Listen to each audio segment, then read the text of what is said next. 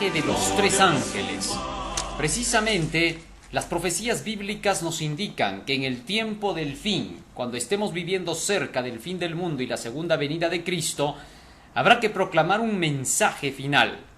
En este mensaje se enseñará a la gente cómo poder prepararse para la segunda venida de Cristo, para el fin del mundo y para entrar en el reino de los cielos. Ahora bien, esta preparación ha sido dada por Dios especialmente para contrarrestar los errores de los últimos días. A través de todos los tiempos el mensaje del Evangelio ha sido anunciado al mundo. Pero como nunca antes en la historia, en nuestros días debe de ser predicado en toda su potencia. Porque según la profecía bíblica, para este último tiempo existiría un engaño mayúsculo, ya que Satanás mismo descendería para poder engañar a la humanidad. En el libro de Apocalipsis capítulo 12 versículo 12 dice: por lo cual alegraos cielos y los que moráis en ellos. Ay de los moradores de la tierra y del mar, porque el diablo ha descendido a vosotros teniendo grande ira, sabiendo que le queda poco tiempo. Según este pasaje profético, el enemigo de las almas trabajaría con mayor intensidad que en otras épocas, con los mismos engaños de siempre, atacando con las mismas tentaciones, pero de una manera más intensa para los que vivan en estos últimos días. Por esa razón, por cuanto Satanás va a atacar con toda su furia, es necesario que el pueblo del Señor tenga defensa frente a este ataque. Y la defensa que Dios ha provisto especialmente para ayudar a su pueblo en estos últimos días es la de la predicación del Evangelio. El Evangelio debe llegar a toda la humanidad para que todo individuo pueda tener la oportunidad de poder librarse de los engaños de este poder satánico que se unirá con el anticristo, con quien finalmente logrará intervenir al mundo entero y ponerlo bajo el control de la esclavitud que va a proponer. Ahora, eso ya lo hemos visto en las profecías que hemos estudiado en los días pasados. Hemos visto cómo se está creando en el mundo un gobierno único mundial, que va a ser el gobierno del anticristo. Y si hablamos sobre el tema del anticristo es precisamente porque estamos viviendo en el tiempo cuando éste va a gobernar el mundo, va a subir al escenario mundial. Y necesitamos que la gente en el mundo entero, Dios quiere que toda la gente pueda identificar al anticristo y se pueda saber cuál va a ser el tipo de gobierno que éste va a llevar a cabo, a fin de poder nosotros librarnos de las cosas que va a implantar sobre la tierra. Si no conociéramos de este tema, ¿cómo podríamos entonces identificar al anticristo? Podríamos hasta ponernos en favor de él y en contra de la verdad y terminar siendo enemigos de Dios y finalmente perder así la vida eterna. Y esto es precisamente lo que el anticristo quiere, que la humanidad entera quede confundida, que no sepa quién es el verdadero Dios y quién es el falso Dios, que en este caso sería el anticristo. Entonces, por esta razón, porque el anticristo va a emplear toda su astucia, es necesario que los hijos de Dios tengan que saber cómo identificarlo para librarse de él. Y el mensaje del Evangelio para esta época tiene por propósito hacer que nosotros conozcamos qué cosa es la verdad, para que podamos discernir qué cosa es la mentira, cómo nos puede atacar sutilmente, cómo poder darnos cuenta exactamente, aún en pequeños detalles, acerca de qué es el error. Al darnos cuenta de todo esto, quedamos libres por completo de la maldad. Ahora bien, ese evangelio que Dios ha dejado se llama el mensaje de los tres ángeles y está registrado en el libro de Apocalipsis capítulo 14. En este libro se nos habla acerca de aquellas cosas que nosotros debemos identificar del anticristo y de aquello que debemos practicar para que el anticristo pueda quedar anulado frente al pueblo del Señor. ¿Cómo así? Las enseñanzas que se nos dan dentro de este capítulo 14 del Apocalipsis, llamado el mensaje de los tres ángeles, están calculadas por Dios especialmente para contrarrestar los engaños finales del anticristo. En el versículo 6 y 7 de Apocalipsis 14 dice: vi a otro ángel volar por en medio del cielo, que tenía el evangelio eterno, para predicarlo a todos los que moran en la tierra y a toda nación, tribu, lengua y pueblo, diciendo en alta voz: temed a Dios y dadle gloria, porque la hora de su juicio ha llegado, y adorad a aquel que ha hecho el cielo y la tierra y el mar y las fuentes de las aguas. Todos los que finalmente alcancen a temer a Dios, a darle gloria y adorar al Creador, comprendiendo que ha llegado la hora del juicio y entendiendo cómo poder salir inocentes en este juicio final, oiga, podrán resistir los engaños del anticristo, no caerán en sus trampas, lo derrotarán y finalmente obtendrán la salvación, la vida eterna. Quienes derroten al anticristo obtendrán como premio la inmortalidad, pero necesitamos saber exactamente cómo se lo derrota, y acabo de mencionar que la forma es temiendo a Dios, dándole gloria y adorando al Creador. Ya hemos hablado de lo que es el temor a Dios. El temor a Dios se manifiesta en guardar sus mandamientos. Los que guardan sus mandamientos demuestran que temen a Dios, que temen a sus advertencias y que son gente diligente, no negligente. Por otro lado, darle gloria al Señor significa reflejar su carácter en nuestra vida, dejar que nuestro espíritu gobierne a nuestro cuerpo. Por medio del conocimiento de la verdad, nuestro espíritu toma poder y fuerza para resistir los embates de su propia carne. El ser humano por naturaleza es carnal, vendido al pecado. Por lo tanto, busca hacer el mal, no el bien. El apóstol Pablo dice claramente en Romanos capítulo 7, versículo 14, porque yo soy carnal vendido al pecado. Y luego dice, porque lo que yo quiero hacer, que sé que es correcto, no lo hago.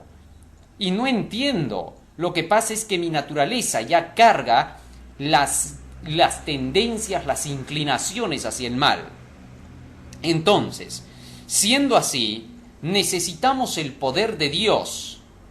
Ese poder de Dios nos viene a través del conocimiento de la palabra. El conocimiento de la palabra alimenta nuestro espíritu, y ese espíritu fortalecido por el conocimiento de la verdad vence a los deseos de la carne, a los gustos, a las tendencias y a las inclinaciones que por naturaleza tenemos. Por lo mismo que tenemos estas inclinaciones, debemos nosotros luchar para poder evitar destruirnos. Por lo mismo que somos imperfectos, debemos buscar el procurar hacer las cosas con perfección para no matarnos. Esto es precisamente lo que el Evangelio de Dios enseña, que el hombre puede alcanzar a hacer lo que es correcto para evitar terminar con su vida antes de tiempo. El anticristo quiere terminar con nuestras vidas, quiere exterminarnos, y para eso inventa cientos de actividades que contradigan a los mandamientos de Dios y que sean actividades calculadas para destruir nuestros cerebros, para destruir nuestros cuerpos y finalmente exterminarnos, mandándonos a la tumba. Eso es lo que él quiere. De ahí que utiliza las técnicas del control mental, de las que ya hemos hablado en las profecías que hemos estudiado. Las técnicas que tienen que ver con la producción de enfermedades y desastres por toda la tierra, malograr nuestro clima hasta el punto de lograr que la humanidad sea destruida. Estas son las armas que hemos visto que ya Satanás está utilizando a través del anticristo con su tecnología moderna. Muy bien, siendo esto así, se nos pide que nosotros tengamos que prepararnos entonces dándole gloria a Dios. Quienes se llenen de la palabra de Dios sabrán cómo glorificar a Dios, tanto en cuerpo como en espíritu. Ahora, lo que estamos nosotros estudiando es que ha llegado la hora del juicio ya, y que por esa razón nosotros debemos de estar preparados para este juicio a fin de salir inocentes. Y ya hemos visto que este juicio comenzó en la fecha de 1844, y que desde ese momento nuestros casos han empezado a ser chequeados en el cielo, empezando por los primeros habitantes del mundo que existieron desde Adán y Eva, es decir, por aquellos que han muerto, por ellos comienza. La Biblia dice, es tiempo de que el juicio comience por aquellos que están muertos, Los muertos son los primeros en ser juzgados. Apocalipsis capítulo 11, verso 18. Se han airado las naciones y tu ira es venida, y el tiempo de los muertos para que sean juzgados, y para que des el galardón a tus siervos los profetas y a los santos y a los que temen tu nombre, a los pequeñitos y a los grandes, y para que destruyas a los que destruyen la tierra.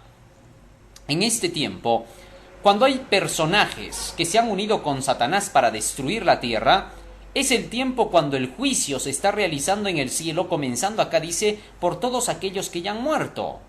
Una vez que termine el juicio de los muertos, entonces pasa a comenzar el juicio de los vivos. Y cuando se termine el juicio de los vivos, Cristo viene por segunda vez para dar la sentencia a todos aquellos que se hayan portado mal o para darles galardones a los que se han portado bien. Ahora, viendo que este juicio ya ha comenzado, dijimos que en este tema íbamos a analizar cómo se lleva a cabo este juicio y de qué manera podemos salir libertados de él. En el libro de Apocalipsis, en el capítulo 20 y en el versículo 11 y 12 dice la Biblia: vi un gran trono blanco y al que estaba sentado sobre él, de delante del cual huyó la tierra y el cielo y no fue hallado el lugar para ellos.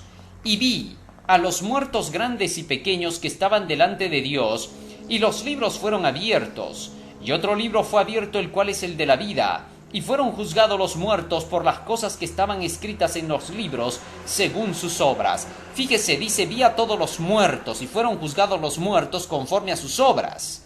Pero para eso, dice aquí, fueron abiertos delante de Dios los libros donde están registradas las acciones de todos los seres humanos. Y es en base a estos expedientes, a estos libros donde se cuentan las acciones humanas, que se realiza y se lleva a cabo el juicio. Al igual que en los juicios comunes que se realizan entre los seres humanos, en el cielo también se tiene que llevar un juicio semejante. ¿Cómo así?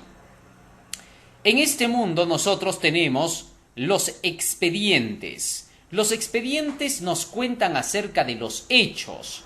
Nos dicen qué sucedió tal día, qué sucedió tal hora, quiénes estuvieron involucrados, cuáles fueron las acciones, y en relación a eso se puede determinar si la persona que va a ser juzgada es culpable o es inocente. Igual en el cielo existen los libros donde están registrados todos los nombres de aquellos que dicen haber aceptado el camino hacia la vida eterna, hacia la inmortalidad. Y existen registros en los cuales se mencionan sus errores, se mencionan sus pecados. Y otro libro donde se mencionan sus virtudes, sus acciones correctas, sus arrepentimientos, sus obras de fe y de amor. Cada uno de estos libros va a servir como base para determinar los actos de una persona, su arrepentimiento genuino y finalmente la decisión de vida eterna o condenación perpetua. Muy bien, ¿qué libros son estos? La Biblia comienza haciendo mención aquí del libro de la vida. Fíjese lo que dice: y fue abierto otro libro, el cual es el de la vida. ¿Quiénes están en ese libro de la vida y cómo funciona ese libro? Apocalipsis capítulo 21, versículo 27. No entraré en ella, es decir, en la ciudad santa de la Nueva Jerusalén, porque el capítulo 21 de Apocalipsis habla de la Nueva Jerusalén. No entrará en ella ninguna cosa sucia o que hace abominación y mentira, sino solamente los que están escritos en el libro de la vida del Cordero. Fíjese lo que dice aquí en principio: no están escritos en el libro de la vida aquellos que hacen abominación, aquellos que hacen mentira, aquellos que tienen cosas sucias en sus vidas, sino solo los que están inscritos en el libro de la vida. Las cosas sucias son todos los actos negativos que la ley de Dios prohíbe y que deben ser abandonados con el poder de la gracia de Dios, que está mostrada dentro de su palabra, sus enseñanzas, el perdón de nuestros pecados por la sangre de Jesucristo. La persona que quiere tener su nombre en el libro de la vida necesariamente tiene que nacer de nuevo, tiene que empezar una nueva vida. Por eso se llama el libro de la vida, porque allí va a estar toda la vida del ser humano Y por medio de ese libro, si su nombre está registrado allí, se determinará vida eterna. El libro de la vida determina quién se salva. Ahora bien, a fin de estar en este libro, repito, la persona tiene que evitar la suciedad, la inmundicia, el pecado. De esa manera, su nombre podrá ser registrado en ese libro. En segundo lugar, tiene que dejar todas las abominaciones que tienen que ver con la idolatría, con la adoración al ocultismo, al satanismo, a los dioses falsos. Todo eso tiene que ser abandonado por completo, porque los abominables no van a entrar en el reino de los cielos. Luego los mentirosos. La mentira es lo opuesto de la verdad. La verdad es la palabra de Dios. San Juan capítulo 17, versículo 17 dice la Escritura: santifícalos en tu verdad, tu palabra es la verdad. De manera que entonces toda la palabra de Dios, toda la Biblia es la verdad. Y para que una persona no sea mentirosa, tiene que tener la verdad dentro. Es imposible que una persona mentirosa pueda decir la verdad si primero la verdad no está dentro de su cabeza. Así que Dios quiere primero que la persona deje que la verdad entre en su mente. Cuando la persona estudia la verdad, descubre la verdad, porque tiene que descubrir la verdad. Una vez que va leyendo la Biblia, tiene que buscar la confirmación de que los hechos que se están mencionando en ese libro son verdaderos, porque no va a creer por creer. Entonces, una vez que la persona identifica esta verdad, esa verdad se posesiona de su mente. Y muy pronto la persona comienza a vivir de esa verdad y a expresar esa verdad. Así deja de ser mentirosa. ¿Por qué? Porque ahora solo habla acerca de la verdad. Esto es lo que Dios quiere. La Biblia dice claramente en San Mateo capítulo 12 versículo 34 que de la abundancia del corazón habla la boca. Lo que hay en la mente, lo que hay en el corazón, eso se traduce en las palabras. Por tanto, para dejar de mentir, tendremos que primero tener la verdad dentro, para que esta verdad sea la que empuje a decir lo que ella enseña. Al hacer esto, el hombre deja de ser mentiroso, porque por naturaleza el hombre miente. Por naturaleza, no hay nadie que en la tierra no haya mentido. Por eso es razonable y necesario que tengamos que recibir dentro de nosotros, a través del conocimiento de la palabra, la verdad, para que la verdad contrarreste a la mentira. El apóstol Pablo decía claramente en el libro de Romanos, en el capítulo 12, cómo es que se puede vencer el error. Capítulo 12, versículo 21 de Romanos: no seas vencido de lo malo, mas vence con el bien el mal. Ningún ser humano puede vencer el mal por sí mismo, eso es imposible. Para vencer el mal, el bien es la única arma que puede utilizarse para derrotarlo. Así que entonces, nosotros encontramos ese bien dentro de la verdad de la palabra de Dios. Allí se nos enseña lo que es el bien. Y a medida que nos llenemos de este conocimiento del bien, muy pronto el conocimiento del bien hará posible que se traduzca en acciones de bien. Así el bien derrota al mal. Muchas personas quieren derrotar al mal sin conocer el bien. Eso es un imposible. Quieren cambiar en sus vidas, quieren dejar vicios, pero ellos mismos dicen: no, nadie puede. ¿Cómo? Tienen razón, pues nadie puede. Lo que tienen que hacer es agarrar la Biblia, comenzar a estudiarla, llenarse del bien. Cuando su mente se capacite, se llene de lo correcto, del bien, y sepa por qué se hace el bien, va a llegar a deleitarse haciendo el bien la persona, porque se va a dar cuenta que el bien es el arma con la cual se contrarresta el mal.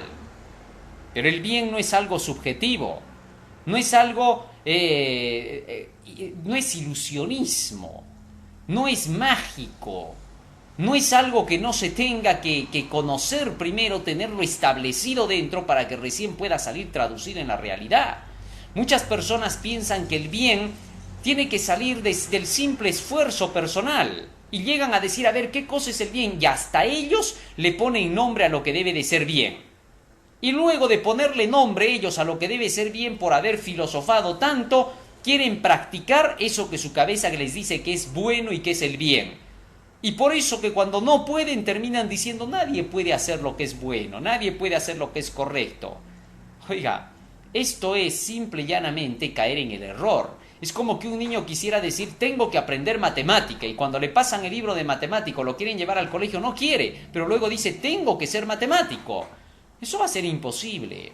Para poder aprender la matemática tiene que haber enseñanza, alguien nos tiene que guiar paso a paso hasta que seamos nosotros expertos en los números. De igual manera, para hacer el bien, eso no le nace de por sí, ni aunque usted ore todo el día. Por eso es que a veces muchos se burlan y dicen, reza, que reza, ora, que ora, y cada día es peor el hipócrita este. Eso va a pasarle. ¿Por qué? Porque no se trata simplemente de orar.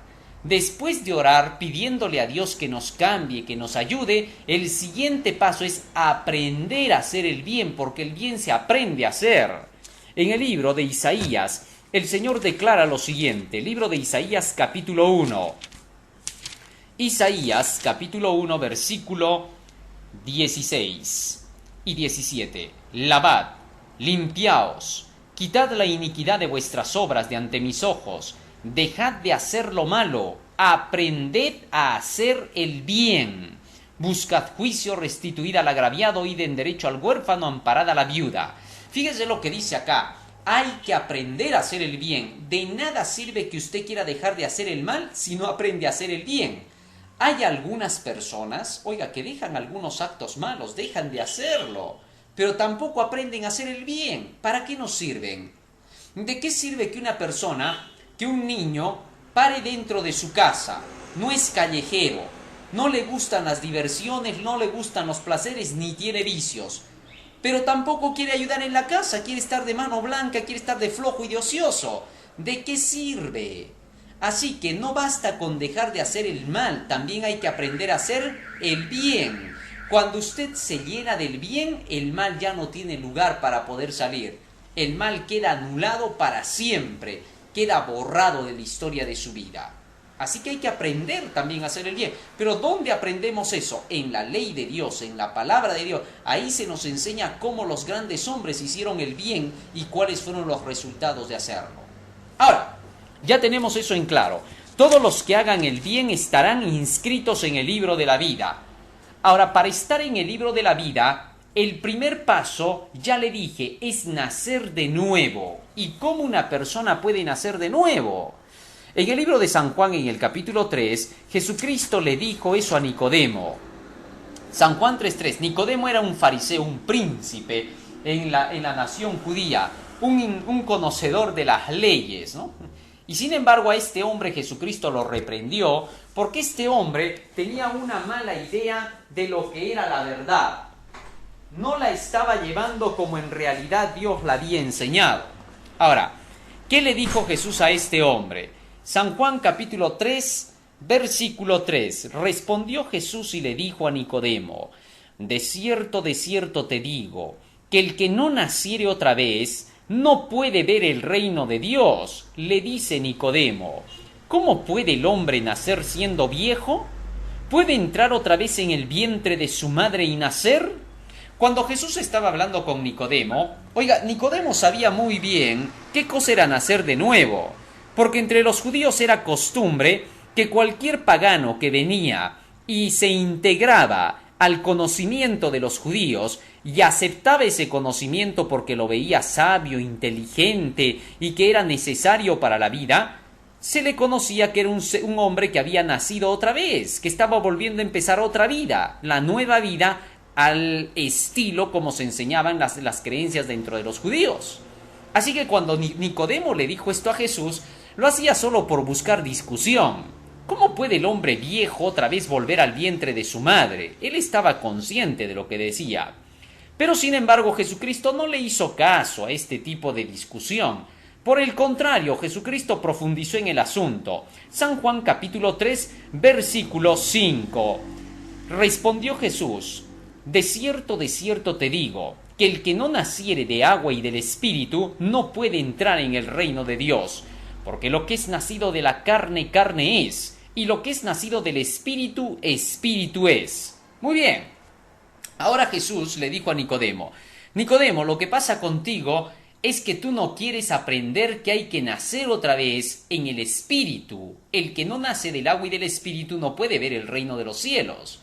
Nacer del agua y del Espíritu significa iniciar una nueva vida, algo distinto de lo que has vivido hasta el día de hoy. Que ahora ya no te rijan tus conocimientos que has obtenido. Puedes haber recibido mucha instrucción desde pequeñito. Se te puede haber dicho muchas cosas en relación a lo que es la religión, en relación a lo que es la vida, en relación a lo que es el destino. Oiga, se puede haber dicho muchas cosas, ¿no? Muchas cosas. A veces nos han dicho de la vida cosas espectaculares, ¿no? Ah, tú puedes ser de éxito, si tú quieres tú lo logras. Oiga, y muchos intentan esto y tampoco les funciona, porque eso no funciona, pues, ¿no? Lo que pasa, se vuelve usted egoísta cuando le dicen eso. Entonces, ¿qué pasa? Que el Señor dice, lo que tú necesitas, hijo mío, es comenzar una vida, pero con nuevas enseñanzas. Tus ideas preconcebidas déjalas atrás. Todo cuanto tú has conocido, que has recibido como instrucción, cierra tu mente, ya olvídate de eso. Y yo te voy a dar nuevo conocimiento, conocimiento que tiene que ver con la inmortalidad, con la vida eterna, con una vida que ahora va a ser guiada por principios que ya están calculados, enseñanzas que ya están calculadas, parametradas, entalladas, escuadradas, de tal manera que cuando tú las practiques ya se saben los resultados que vas a obtener de estas prácticas. Nada lo vas a hacer por casualidad. Nada es selección natural aquí, nada es cuestión de que el destino ya pues determinará, nada, Señor. Aquí te vas a guiar por cosas y leyes ya establecidas. Ley es aquello que ya está confirmado y demostrado. Por tanto, las leyes divinas ya están probadas, purificadas, alineadas, y cuando se las practica, el resultado es vida eterna. Jesucristo mismo declaró eso, libro de San Juan, capítulo 12. San Juan, capítulo 12, versículo 50. Y yo sé que su mandamiento de su Padre es vida eterna, así que lo que yo hablo, como el Padre me lo ha dicho, así hablo. Jesucristo está aquí reconociendo que el mandamiento de su Padre es vida eterna, porque ya está calculado para poder producir vida eterna en el que obedece. Oiga, qué interesante. ¿Qué manera tan sabia de hacer las cosas de parte de Dios, que en cada precepto, que en cada mandamiento ha puesto el antídoto para la vida eterna. A medida que vayamos obedeciendo esos mandamientos, la vida eterna habrá comenzado en nosotros. Se nos asegura con eso que viviremos por las eternidades de las eternidades sin fin. Pero esto vamos a irlo obteniendo a medida que vayamos conociendo, estudiando la palabra del Señor. Muy bien, ahora, Jesucristo dijo, es necesario nacer del Espíritu. San Juan capítulo 6, versículo 63.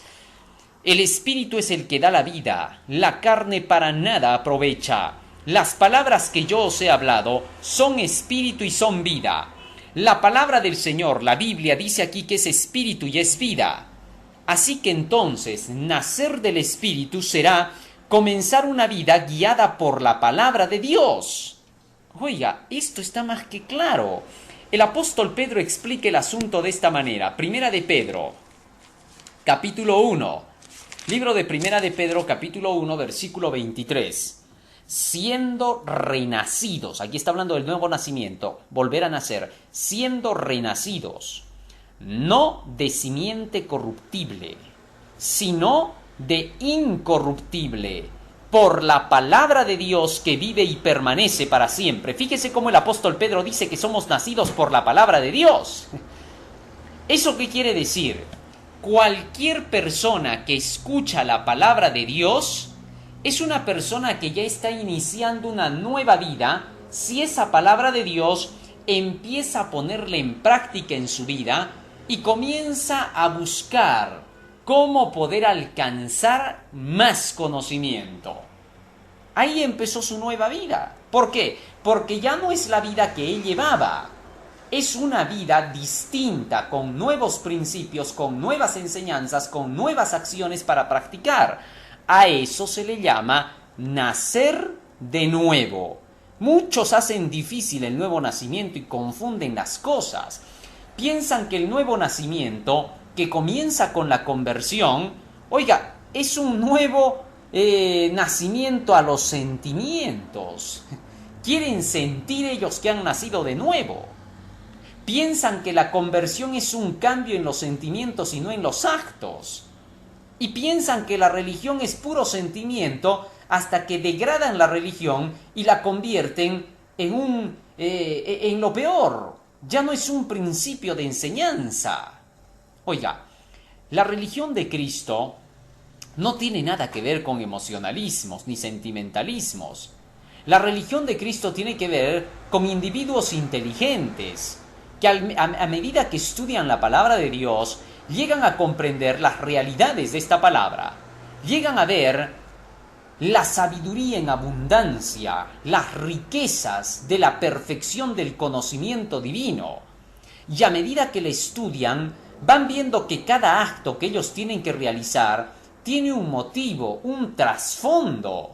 No se obedece el mandamiento porque simplemente seamos de una religión X. Hay personas que dicen, en tu religión te obligan. Hay religiones que obligan, hay religiones que le dicen a la gente qué hacer y qué no hacer. Pero en el camino de Jesucristo no es así. La religión de Cristo no es así. En la religión de Jesucristo, las personas no hacen las cosas porque su iglesia les dice.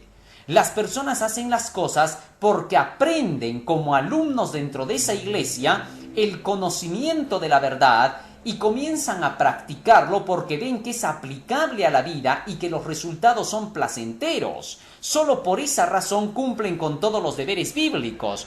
Los deberes bíblicos están calculados para producir efectos. Son leyes de causa y efecto. Entonces, cuando se practican las leyes divinas, se ven que los resultados traen alegría, felicidad y placer al que los practica. Por eso, no es porque la iglesia simplemente lo diga. Hay personas que hasta llegan a decir, le voy a pedir permiso a tu pastor para que te deje ir a una discoteca este fin de semana. Oiga, perdón, el pastor no tiene por qué dar permiso ni quitarlo. Él no es autoridad para determinar quién hace o quién no hace en una iglesia algo. Él no va a darle permiso para que usted peque. Eso es imposible. El pecado es una cosa determinada por usted. De manera que entonces el pastor no tiene ninguna autoridad para decirle a ningún individuo o miembro dentro de la iglesia, harás o no harás. No puede, porque eso sería imponer, obligar, y la religión de Cristo no se obliga ni se impone. La religión de Cristo apela a la comprensión, al intelecto. Y si queremos decir imposición es porque usted se lo impone al reconocer que lo que Dios le pide es lo correcto. Es obvio, pues. Nosotros hacemos las cosas buenas sin que nadie nos las imponga. Y si queremos llamarle la palabra imponer, repito, nos la imponemos nosotros porque nuestra inteligencia nos dice que lo que se nos está pidiendo es lo correcto. ¿Entendió eso? Así que hacemos el bien porque es bueno hacerlo. No porque la iglesia lo dice, no porque el pastor me lo dice, no porque mi papá me lo dice, o mi mamá me lo dice, o mis hermanos, o mis hijos, abuelos, nietos, etc. Sino porque comprendí con inteligencia que lo que estoy haciendo es lo correcto. Cuando el cristiano hace lo correcto así con inteligencia, oiga, puede venir Satanás con 10.000 tentaciones, puede venir sus amigos trayendo cajas de cerveza, de lo que sea. Oiga, y no lo va a convencer. ¿Por qué no lo va a convencer? Sencillo, porque usted está viviendo de principios. Principios que se han establecido en su mente por inteligencia. Porque lo que usted ahora hace y obedece de lo que dice la palabra del Señor, lo hace no porque alguien le obligue, sino porque usted lo comprendió. A eso se le llama el nuevo nacimiento. ¿Comprendió? Las personas que van estudiando la Biblia, si viven detrás de la montaña, si ahí no hay iglesias, si ahí no hay nadie más con quien reunirse, pero esta persona vive solita allí leyendo su Biblia y haciendo lo que dice la Biblia, esa persona ha nacido de nuevo, está anotada en el libro de la vida. ¿Me entendió? Todos los que se aferran de la palabra del Señor y comienzan a obedecerla, sus nombres son escritos en el libro de la vida, porque en el libro de la vida están anotados todos los que entran en el servicio de Dios. Libro de San Lucas, capítulo 10, versículo 20. San Lucas, capítulo 10, versículo 20, dice la Escritura: Mas no os gocéis de esto, le dijo Jesús a sus discípulos. ¿Por qué? Vamos a leer por qué les dijo eso. Versículo 17. Y volvieron los 70 discípulos que tenía Jesús, con gozo diciendo: Señor, aún los demonios se nos sujetan en tu nombre. Y Jesús les dijo: Yo veía a Satanás como un rayo que caía del cielo. He aquí os doy potestad de hollar sobre serpientes, sobre los escorpiones y sobre toda fuerza del enemigo, y no os dañará. Mas no os alegréis por esto, que los espíritus se os sujeten. Antes alegraos de que vuestros nombres están escritos en el reino de los cielos. Así que para que el nombre esté escrito en el reino de los cielos, en el libro de la vida, una persona tiene que entrar en el servicio de Cristo. Y entrar en el servicio de Cristo es empezar a obedecer aún desde el primer momento que se va leyendo la Biblia. Lo poquito que usted va obedeciendo ya lo hace entrar en el servicio de Cristo, porque ya está sirviéndole. Y desde ese momento la persona se mantiene en ese crecimiento del conocimiento de la verdad y la práctica. Al hacer eso, su nombre permanece en el libro de la vida. Pero si esta persona, después de que ha estado ya anotada en el libro de la vida, no permanece en las cosas del Señor, se aparta del buen camino y elige hacer lo que él quiere, conducido por su propio cerebro, entonces, ¿qué ocurre? Es borrado del libro de la vida. Apocalipsis capítulo 3, versículo 5, Jesús dijo: El que venciere será vestido de vestiduras blancas, y no borraré su nombre del libro de la vida. Fíjese lo que dice: al que venza no borraré su nombre del libro de la vida, pero al que no venza, obvio, quedará borrado. Así que entramos en el libro de la vida desde el momento que aceptamos el Evangelio de Dios, la palabra de Dios, ya sea que nos la prediquen, ya sea que la estudiemos por nosotros mismos. Y una vez que nosotros vamos profundizando en este conocimiento de la verdad, comenzamos a crecer en esa nueva vida, en ese nuevo nacimiento. Pero ya nuestros nombres están anotados en el libro de la vida. Lo que tenemos que hacer es hacer que permanezca. Para que permanezca, usted tendrá que obedecer todos los mandamientos de Dios. Libro de San Juan, capítulo 15, versículo 10. Si guardareis mis mandamientos, permaneceréis en mi amor, así como yo he guardado los mandamientos de mi Padre y permanezco en su amor. Así que permanecemos en ese libro de la vida cuando guardamos los mandamientos de Dios. Oiga, qué interesante. Ahora, para guardar esos mandamientos de Dios, Dios mismo nos enseña cómo guardarlos. No, usted no solo debe de leer la Biblia para conocer mandamientos, también lee la Biblia para saber cómo se los guarda, cómo se los obedece. ¿Y cómo se hace eso? A través de los ejemplos de los patriarcas, de los profetas, de los apóstoles, de Jesucristo mismo, podemos ver cómo ellos guardaron los mandamientos y copiar lo que ellos hacían. Su ejemplo nos muestra cómo se guarda el precepto y qué resultados nos trae el guardarlo. Al ver eso, somos estimulados para tener que guardar el precepto porque ya sabemos cuál es el resultado de nuestra buena acción que vamos a realizar guardando el precepto. Oiga, qué maravilloso es saber que Dios ha encerrado todo en sus enseñanzas, de tal manera que allí se cumple que Él obra el querer y el hacer según su buena voluntad en nosotros. Porque en la Biblia está lo que Él quiere de nosotros, pero también está lo que Él va a hacer en nosotros.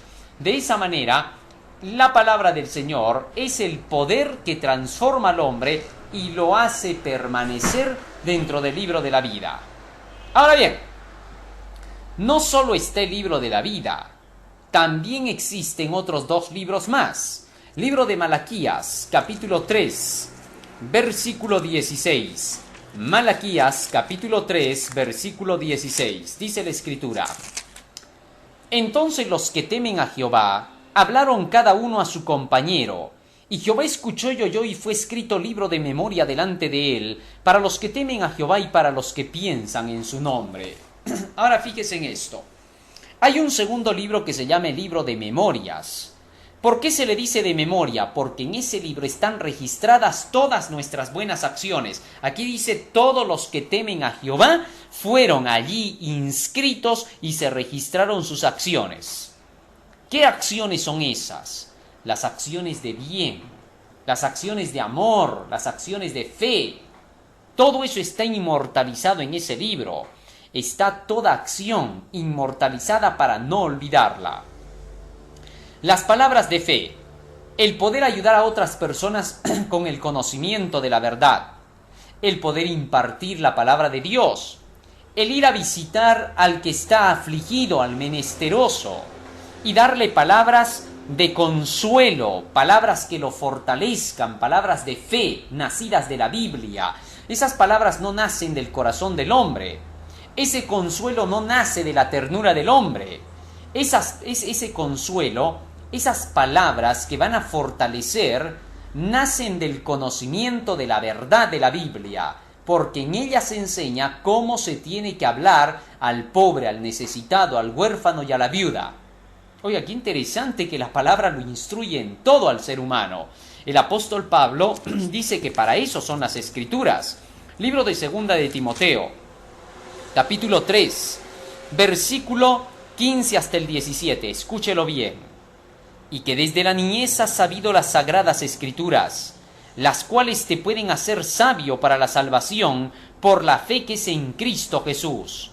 Toda Escritura es inspirada divinamente, útil para enseñar, para redarguir, para corregir, para instituir en justicia, para que el hombre de Dios sea perfecto, enteramente instruido para toda buena obra. ¿Qué le parece? O sea que la Biblia lo puede instruir, edificar, conducir. Él hace todo. La palabra de Dios hace todo. El Evangelio, las Sagradas Escrituras hacen todo. Así Dios hace todo. ¿Y qué parte le toca al hombre? Sométase y obedezca. Haga todo lo que le dice, déjese conducir. Cuando el ser humano se deja conducir de esa manera, creyéndole a Dios, esa obra de creerle a Dios es la obra para vida eterna. Oiga, qué maravilloso es esto. Obedecer los mandamientos de Dios es todo lo que se le pide al hombre. Y este libro le enseñará cómo hacerlo. Ahora bien, las obras de amor están anotadas también en ese libro de memorias. El haber dado de comer al hambriento, el haber dado de vestir al desnudo, el haber ayudado al que estaba en problemas, el haberle dado una mano al que estaba afligido, el haber hecho algo en bien de la otra persona sin obtener nada a cambio, es decir, sin coimas, sin aprovechamientos, sin chantajes. Esas obras son las que están anotadas en el libro de memorias, inmortalizadas, día, hora, mes, fecha, año, todo está inmortalizado ahí. Todos los buenos actos. Pero hay un tercer libro todavía. Hay un libro que hace temblar a cualquiera que oye de él. Es el libro negro. El libro de la muerte se llama. En él están anotadas todas las malas acciones de los hombres. Eclesiastés capítulo 12, versículo 13 y 14. Dice la Escritura: el fin de todo el discurso oído es este: teme a Dios y guarda sus mandamientos, porque esto es el todo del hombre. Porque Dios traerá toda obra a juicio, el cual se hará sobre toda cosa oculta, sea buena o sea mala. Aquí la Biblia enseña claramente que todas las acciones de los hombres van a ser sacadas a luz, sean buenas o malas. Isaías capítulo 65, versículo 6. He aquí que está escrito delante de mí: no callaré, antes tornaré y daré el pago en su seno. Por vuestras iniquidades y las iniquidades de vuestros padres juntamente, dice Jehová. Fíjese bien. Aquí el Señor declara que todo está escrito delante de Él, todas las iniquidades, y Dios va a dar y va a pagar conforme a los hechos de los hombres. Apocalipsis capítulo 22, versículo 12. He aquí yo vengo pronto y mi galardón conmigo, para recompensar a cada uno según sean sus obras. Así que hay un libro en el cual están registradas todas nuestras malas acciones, todo lo negativo que hayamos hecho en este mundo. Jesucristo, hablando acerca de ese registro, dice en el libro de San Mateo, en el capítulo 12 y en el versículo 36 y 37, mas yo os digo que toda palabra ociosa que hablaren los hombres, de ella darán cuenta en el día del juicio, porque por tus palabras serás justificado y por tus palabras serás condenado. Fíjese lo que dice Jesús aquí. El versículo 36 es claro: yo os digo que toda palabra ociosa que hablaren los hombres, de ella darán cuenta en el día del juicio. ¿Qué cosas son las palabras ociosas? La Biblia nos enseña que toda palabra va a ser juzgada, oiga. Es clarísima. Escuche bien, otra vez voy a leer el versículo 36. Mas yo os digo que de toda palabra ociosa que hablaren los hombres darán cuenta en el día del juicio. Ahora, las palabras ociosas son aquellas palabras que están calculadas solo para hacer daño. Palabras que no tienen ningún sentido de edificación. Las malas palabras, las groserías, están anotadas para condenación del hombre. Muchas personas lanzan malas palabras y dicen, no tiene nada de malo, el diccionario dice más bien que esta palabra es esto. Oiga, y le quieren buscar una explicación para su mala acción. ¿Cómo puede ser? Las malas palabras están condenadas por la Escritura, son blasfemias.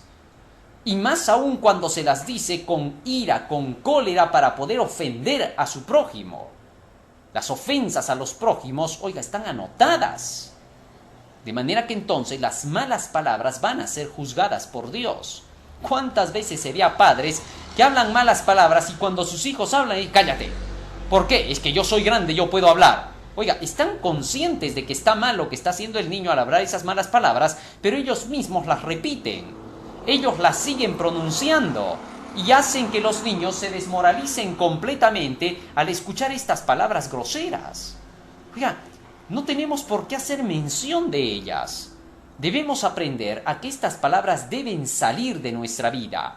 Pero no solamente las malas palabras son palabras ociosas, también son palabras ociosas los chistes blasfemos, chistes que solamente están calculados para provocar la risa profana. Oye, esas son palabras ociosas, no edifican, no ayudan en nada a la persona, y de eso van a dar cuenta también los que lo hacen en el día del juicio. Por otro lado, palabras ociosas son también los chismes. Los chismosos no van a ir al reino de los cielos, siempre hay personas que les gusta chismear. No pueden estar ocupados en su propia vida. Tienen la vida hecha a cuadritos, malograda, y se están fijando en la vida de otros. Y están criticando y juzgando todo el día. Hablando del vecino, de la vecina, no se libran ni sus propios hijos, ni los padres, ni los abuelos, ni los nietos, ni los primos. ¡Qué vergüenza! ¡Qué asquerosidad! Oiga, y Dios tiene que soportar todas estas cosas. Por eso es que el Señor dice que los chismosos no tienen parte en el reino de los cielos. Los que andan chismeando van a ser juzgados severamente por el Señor. Las Escrituras dicen, no andarás chismeando entre tus pueblos. Oiga, hay personas que parecen haber nacido para el chisme. Hablan horas de hora, pierden su tiempo. Cuando hay que hablar de cosas constructivas, a los 15 o 10 minutos ya están aburridos y dormidos. Pero cuando hay que hablar de cosas, oiga, que son puras barbaridades, cosas que no valen la pena, oiga, se pueden pasar el día y la noche conversando. De eso van a dar cuenta ante Dios. Porque degradan, degeneran el carácter de otras personas, lo denigran, injurian, hablan mal de los demás, hablan de enredos, inventan, calumnian. Oiga, son criminales, ese es el término, no tiene otro nombre, son criminales, homicidas. Oiga, ¿cuántas veces hay homicidas que están en la cárcel porque robaron, hicieron un acto de delincuencia? Pero también los chismosos producen muertes.